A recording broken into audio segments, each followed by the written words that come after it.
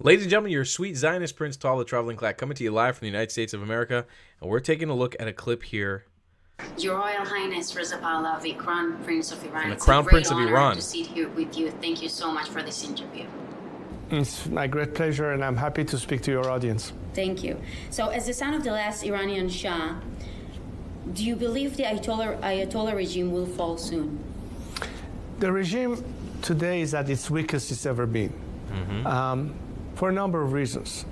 The first reason is obviously the fact that it has lost complete legitimacy vis-a-vis the eye of the Iranian people, who in their greatest majority just reject the system as a whole. For years, they thought that the regime might reform itself, but today, most people, including former reformers, believe that it's time to move beyond this regime. The call to death to the dictator is often being chanted in Iran. The people have had it. So I think we are very close to change. But we believe that we are beginning to see more cracks within the regime, more defections are beginning to happen. And all of this is a sign that the regime is becoming more and more vulnerable. And there's an opportunity for real change very soon. If you had the opportunity to lead Iran, would you do so? You know, I've always said that my pledge to my country the day I started, which is 44 years ago, was only a unique goal of seeing Iran free from this regime and to bring about an alternative to this clerical dictatorship in the form of a secular democratic system for the future. It seems there is historic opportunity that won't come again with Iran. What do you think is the best thing Trump can do? And what do you think is better, negotiation or attacking nuclear facilities? Neither. Okay, interesting. Because diplomacy has basically failed, because the whole premise of Western diplomacy up to today was to pursue behavior change by the regime. Simply meaning that you have yet to understand the DNA and composition and nature of the system. If you want to achieve peace, you have to find partners in that, peacemakers. The Iranian people that are not represented by this regime are the peacemakers. Correct. We can be the solution to the problem, not this regime and whoever is represented by them. Ali Khamenei is not the person you can rely on as somebody who will deliver that for you. There's no deal to be made with them. That's one of the reasons diplomacy has failed, because the expectation was wrong to begin with. Now, does this mean that because diplomacy has failed, we have to jump straight to military confrontation? Of course not. And that's exactly why I've been suggesting that why don't you give, after 46 years, the Iranian people a chance to prove that they can bring about that change way before you have to resort to striking Iranian nuclear installations, whether it's the Israeli forces or anybody else, or actually getting into those kind of campaign of confrontation. We have a window of opportunity right now in front of us where the world can align themselves with the Iranian people at the agent of change and the elements on which you can build a lasting stability and peace for the region, which is win-win. It's win-win for the Iranian people, for the Western free world, and certainly our regional partners in it.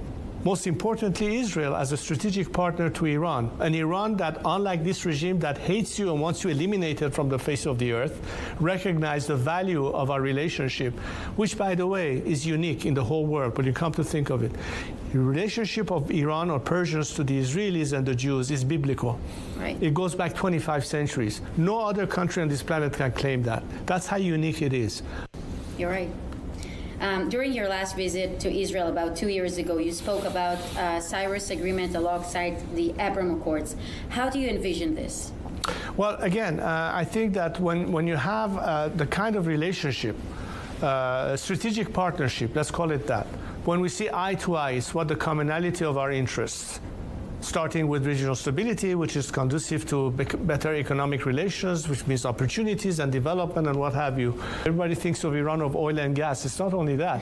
We are a country that could be the biggest country in terms of tourism and what an industry that could be. So imagine the potential of investment in Iran from developing the entire Persian Gulf area in terms of resorts or ecotourism or I mean, the sky is the limit. But again, Iranians will not be able to achieve any of these hopes, or the world will not have an opportunity to invest in our country so long as this regime is there. Do you think relations relations with Israel could one day be as good as they were with your father? I think it will be multiple times better for a number of reasons. A, because I think that the phenomenon that leads us to appreciating that kind of relationship, let's face it, a lot of it was ingrained in religious fervor or opinion. So of course the relationship are going to be fruitful and more than ever, because we have passed that curve. We had to experiment with a clerical dictatorship, with a religious dictatorship that today leads Iranians to understand how important it is to have a secular system when religion has no part in government as a prerequisite to democracy and of course to human rights. There's no place for anti-Semitism or anti-Arabism or anti-anything.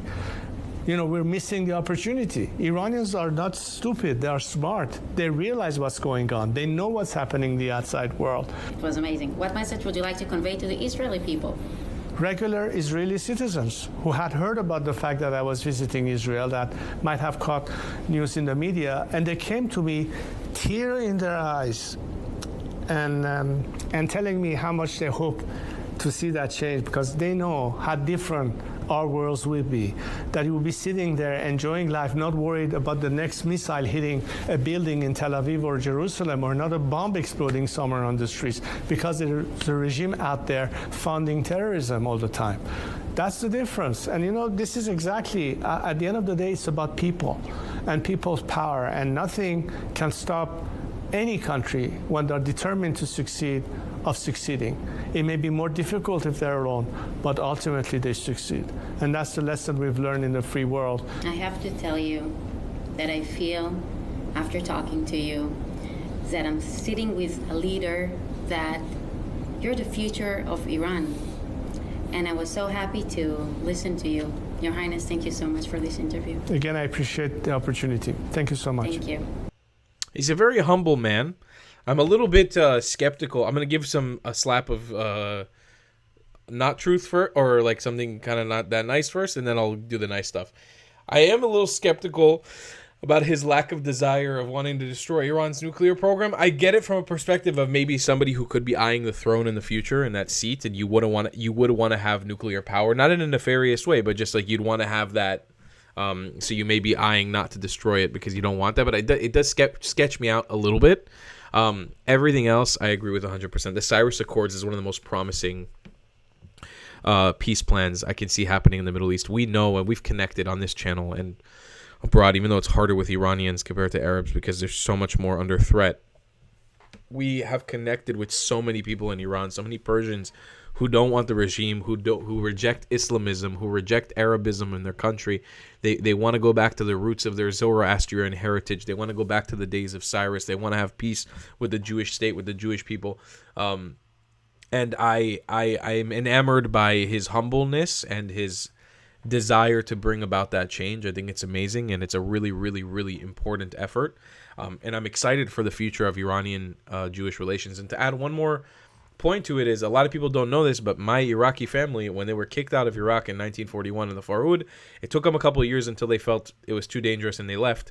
My grandpa, he was actually arrested and he was in jail for 2 months in Iraq, and then they extradited him, or they kicked him out to Iran. In Iran, actually in Tehran at the time of the Shah, they were so supportive of Israel, and they were so supportive of the Jewish people, they actually facilitated flights from Tehran to Tel Aviv. They were the ones who brought my Iraqi family to Israel. Can you imagine that? The Iran that we live in today and the Iranian back then, it completely, you couldn't discern the two. Or you could, like, the discernment, it's so wild. But that's how incredible Iran was back then, and I hope we get to a point where we have that again in the future. So, yeah, let's bring on the Cyrus Accords. We all want it. See you guys in the next one. I love you guys a long time. Goodbye, Klats.